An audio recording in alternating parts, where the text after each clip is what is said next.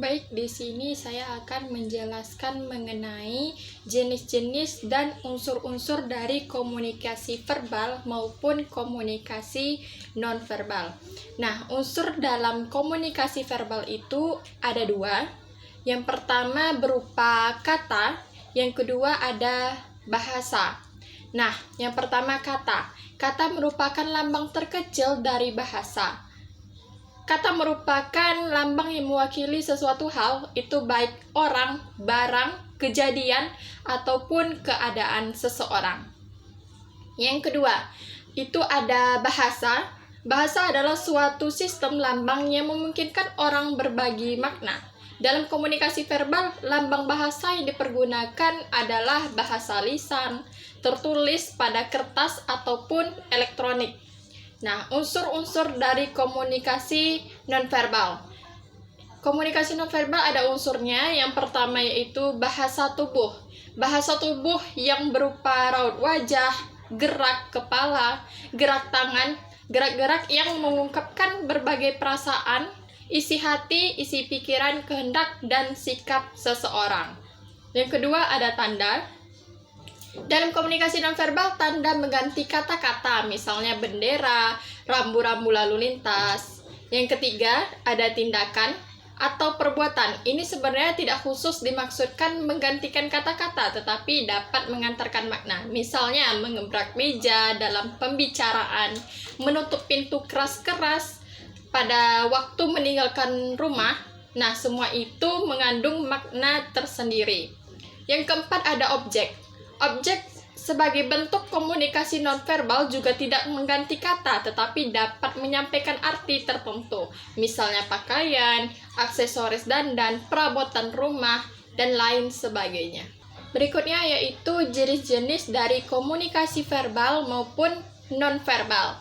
Nah, jenis-jenis dari komunikasi verbal.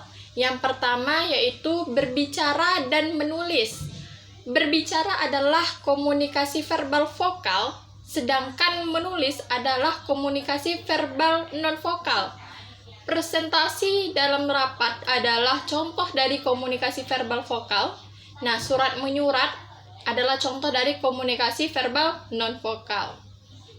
Yang kedua yaitu mendengarkan dan membaca. Dengar dan mendengarkan adalah dua hal yang berbeda. Mendengar mengandung arti hanya mengambil getaran bunyi, sedangkan mendengarkan adalah mengambil makna dari apa yang didengar.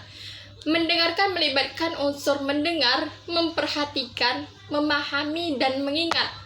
Membaca adalah satu cara untuk mendapatkan informasi dari sesuatu yang ditulis.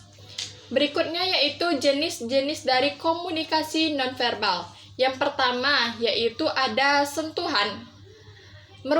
Sentuhan ini merupakan pesan nonverbal atau non-visual dan non-vokal. Alat penerima sentuhan adalah kulit yang mampu menerima dan membedakan berbagai emosi yang disampaikan orang melalui sentuhan. Yang kedua ada komunikasi objek. Penggunaan komunikasi objek yang paling sering adalah penggunaan pakaian. Orang sering dinilai dari jenis pakaian yang digunakannya. Walaupun ini termasuk bentuk penilaian terhadap seseorang hanya berdasarkan persepsi. Contohnya dapat dilihat pada penggunaan seragam oleh pegawai sebuah perusahaan yang menyatakan identitas perusahaan tersebut. Yang ketiga ada kronemik. Kronemik ini merupakan bagaimana komunikasi nonverbal yang dilakukan ketika menggunakan waktu yang berkaitan dengan peranan budaya dalam konteks tertentu. Contohnya yaitu mahasiswa menghargai waktu.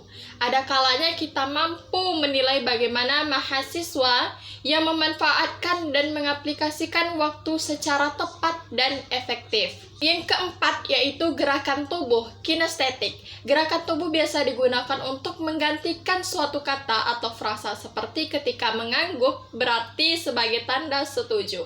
Yang kelima yaitu prosemik. Adalah bahasa ruang, yaitu jarak yang digunakan ketika berkomunikasi dengan orang lain, termasuk juga tempat atau lokasi posisi berada. Yang keenam yaitu lingkungan.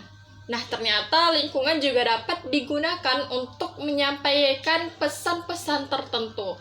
Di antaranya adalah penggunaan ruangan, jarak, temperatur, penerangan, dan warna. Yang ketujuh, yaitu vokalik. Adalah unsur nonverbal dalam sebuah ucapan, yaitu cara berbicara. Misalnya, nada bicara, nada suara, keras atau lemahnya suara, kecepatan berbicara, kualitas suara, intonasi, dan masih banyak sebagainya. Mungkin itu saja dari saya. Saya sudahi. Wassalamualaikum warahmatullahi wabarakatuh.